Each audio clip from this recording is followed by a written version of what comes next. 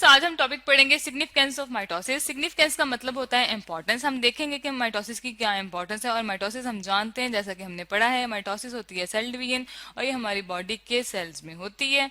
और cell division जो कि सोमैटिक सेल्स में होती है उसे हम माइटोसिस कहते हैं। अपने ही जैसी सेल बिल्कुल सेम कॉपी बनाता है, ठीक है। अब हम देखते हैं कि ये इंपॉर्टेंट क्यों है, ठीक है। हम जानते हैं कि एक बच्चा छोटा होता है, एक सेल से ही एक पूरा ऑर्गेनिज्म बनता है, ठीक है। तो छोटा बच्चा कितना कैसे वो ग्रो करके बड़ा इंडिविजुअल बन जाता है, ठीक है। उसकी वजह यह है कि उसकी बॉडी में माइटोसिस हो रही होती है, ग्रोथ हो रही होती है। तो ग्रोथ में और डेवलपमेंट में माइटोसिस बहुत इंपॉर्टेंट रोल प्ले करती है, ठीक है। डेवलपमेंट होती है बॉडी के ऑर्गन्स का बनना, और ग्रोथ होती है साइज में बढ़ना। तो एक ऑर्गेनिज्म जो मल्टी सेलुलर होते हैं, जो ज्यादा सेल से मिलकर बने होते हैं, वो किस तरीके से ग्रो करते हैं? वो माइटोसिस से ग्रो करते हैं। तो माइटोसिस जो है वो एक बेसिक चीज है इंडिविजुअल की, ऑर्गेनिज्म की ग्रोथ में, और ये बहुत इंपॉर्टेंट है। इसी तरह हमारी बॉडी में जो रेड ब्लड सेल्स होते हैं, वो आरबीसीज उसे हम कहते हैं, वो 120 डेज के बाद खत्म हो जाते हैं, आफ्टर 4 मंथ्स, ठीक है। तो उसकी जगह जो नए रीजनरेट होते हैं बॉडी में, सॉरी, जो नए बनते हैं बॉडी में सेल्स, वो बनते हैं माइटोसिस से। तो 4 मंथ्स के बाद जो पुराने खत्म हो गए, जो न्यू बनेंगे, वो क्या होंगे? माइटोसिस से प्रोड्यूस होंगे। न्यू किस तरीके से प्रोड्यूस होंगे? माइटोसिस से।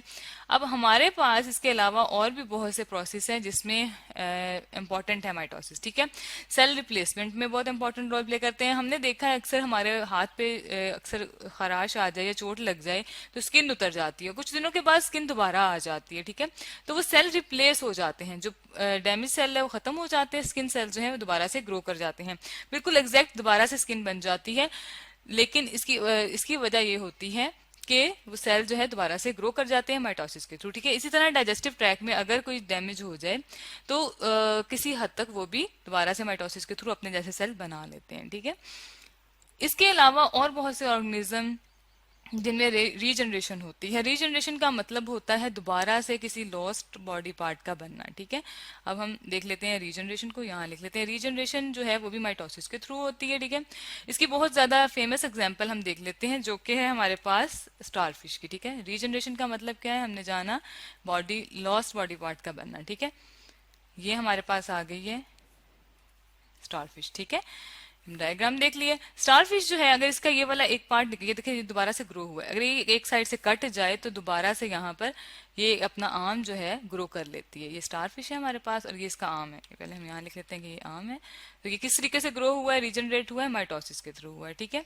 और ये हमारे पास एग्जाम्पल किस चीज की है जी? ये हमारे पास स्टारफिश है। इसको हम यहाँ नीट करके लिख लेते हैं, स्टारफिश है। तो इस तरह जो माइटोसिस है वो तमाम ऑर्गेनिज्म में बहुत इंपॉर्टेंट है, ठीक है, रीजनरेशन के लिए, सेल रिप्लेसमेंट के लिए।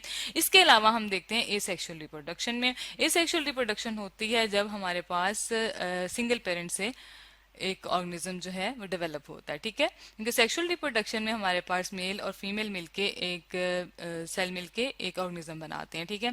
लेकिन जो हमारे पास एसेक्सुअल रिप्रोडक्शन होती है उसमें एक सेल से ही दोबारा से एक पूरा इंडिविजुअल बनता है, ठीक है। इसमें बहुत से ऑर्गेनिज्म है जो कि हमारे पास यूनिसेलुलर होते हैं, या मल्टीसेलुलर ऑर्गेनिज्म भी ऐसे हैं जो कि सिर्फ और सिर्फ एसेक्सुअल रिप्रोडक्शन से ग्रो करते हैं, अपने जैसे इंडिविजुअल बनाते हैं, वो माइटोसिस से बनाते हैं, ठीक है। एसेक्सुअल का मतलब जी है कि फ्रॉम अ सिंगल पेरेंट, ठीक है। और हमारे पास इसकी एग्जांपल जो बेस्ट एग्जांपल है, यूनिसेलुलर अमीबा जो है वो अब जब रीजनरेट करता है, अपने जैसे इंडिविजुअल प्रोड्यूस करता है, यूनिसेलुलर अमीबा है, ठीक है। वो जब अपने जैसे ही अमीबास बनाता है तो वो माइटोसिस के थ्रू बनाता है, ठीक है। बडिंग होती है, साइड से अलग से एक इंडिविजुअल जो है वो अलग हो जाता है ग्रो करके, ठीक है। इस तरह हाइड्रा में भी ऐसे ही होता है। हाइड्रा भी एक ऑर्गेनिज्म है, हम इसकी एक डायग्राम भी देख लेते हैं। तो वो भी बडिंग के थ्रू अलग होता है। बडिंग किस तरह होती है? वो माइटोसिस के थ्रू होती है जी। ये हमारे पास हाइड्रा की एग्जाम्पल है, यहाँ हम इसका नाम लिख लेते हैं। हमारे पास हाइड्रा है, ये एक हमारे पास ऑर्गेनिज्म है, ठीक है। तो ये जो है ये साइड पे आपको बर्ड नजर आ रही है, ठीक है। ये बर्ड जो है वो अलग से ग्रो की, और फिर ये अलग से जब पूरा इंडिविजुअल बन जाएगा, पूरा ऑर्गेनिज्म बन जाएगा, ये अलग हो जाएगा इस बॉडी से। तो ये किस तरह ग्रो किया है? बाय बर्डिंग। और बर्डिंग किस तरीके से होती है? बर्ड का मतलब होता है अलग से एक आउटग्रोथ बन जाना, ठीक है। तो बर्डिंग किसी कैसे होती है, माइटोसिस के थ्रू होती है। तो माइटोसिस जो है वो बहुत असेंशियल है, एक गॉड गिफ्टेड चीज है, जो कि माइटोसिस जो है वो उसे गिफ्ट ऑफ गॉड आप कह सकते हैं, कि जिसके थ्रू आप अपनी लॉस्ट बॉडी का पार्ट भी जो है वो कुछ ऑर्गेनिज्म जो है वो ग्रो कर सकते हैं। तमाम ऑर्गेनिज्म नहीं, कुछ ऑर्गेनिज्म, जैसे हमने स्टारफिश में देखा है, और ये एसेक्सुअल रिप्रोडक्शन में भी बहुत इंपॉर्टेंट है। इसके अलावा प्लांट्स में इसका बहुत इंपॉर्टेंट रोल है। हम प्लांट्स में देख लेते हैं। प्लांट्स में हमारे पास आ जाती हैं ग्राफ्टिंग होती है, ठीक है। हम उसकी डायग्राम देख जी, प्लांट्स में हम देख लेते हैं एग्जांपल, इसकी बहुत फेमस है हमारे पास ग्राफ्टिंग की। हम अक्सर दो शाखों को, दो स्टेम्स को जब मिलाते हैं तो हमारे पास पूरे की पूरी एक स्टेम बनती है, ठीक है, स्टॉक बनती है, और उस पर फिर पूरे का पूरा एक पौधा जो है वो ग्रो करता है, ठीक है। हम एक डायग्राम देखते हैं अभी। डायग्राम में हमारे पास ज्यादा क्लियर हो जाएगा। ये देखिए, हमारे पास दो स्टेम्स थी, हमने दो डिफरेंट पौधों के जो स्टेम्स हैं उनको आपस में मिलाया है, ठीक है। ये एक है और एक ये वाले, जब इनको मिक्स किया हमने और ये दोबारा से ग्रो करके आपस में मिल के एक स्टॉक बनाएंगी, तो ये जो आपस में जुड़ गई हैं, मिल गई हैं दोबारा से, तो यहाँ पर कौन सा प्रोसेस हुआ है, यहाँ पर हुआ है माइटोसिस का प्रोसेस, ठीक है। और बिल्कुल वैसे ही सेल उसने ग्रो किए हैं और दोबारा से वो एक स्टॉक बन गई है, ठीक है। इसके बाद हमारे पास जो एक एबनॉर्मल बिहेवियर है माइटोसिस का, वो आता है जिसे हम कैंसर कहते हैं। कैंसर जो है वो एक डिजीज है। कैंसर में ये होता है कि अगर हमारे पास सेल एबनॉर्मली ग्रो कर जाए, ठीक है, कैंसर एक डिजीज है, जब हमारे पास सेल जो है एबनॉर्मली ग्रो करके मैस बनाता है तो उसको हम कैंसरस पास करते हैं। हम एक डायग्राम देख लेते हैं। ये हमारे पास डायग्राम आ गई है। डायग्राम में ये जो हमारे पास ज्यादा सारा मैस बना हुआ है, ये हमारे पास नॉर्मल सेल है, जो आपको रेड कलर में नजर आ रहे हैं, नॉर्मल सेल्स होते हैं, ठीक है। और जो हमारे पास ये ब्लू वाले सेल हैं, ये वाले जो हैं एबनॉर्मल सेल हैं, इनको कैंसरस सेल्स भी कहते हैं, ठीक है ना, कैंसरस सेल है, कैंसरस सेल है, ठीक है।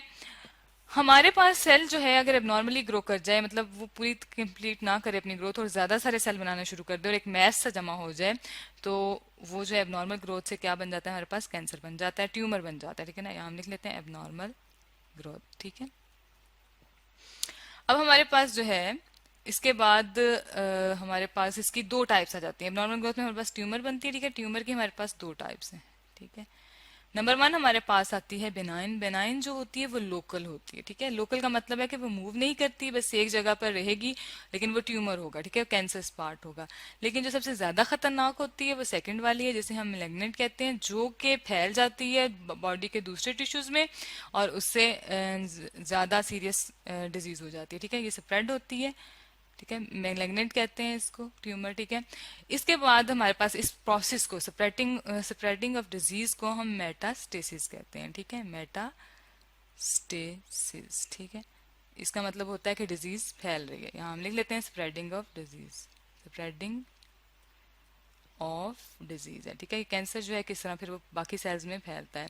तो आज हमने माइटोसिस की इंपॉर्टेंस को पढ़ा है कि माइटोसिस जो है वो बहुत इंपॉर्टेंट रोल प्ले करती है हमारी बॉडी की ग्रोथ में। और लेकिन हमारे पास अगर एबनॉर्मल ग्रोथ हो जाए तो वो कैंसर काज करता है, ठीक है।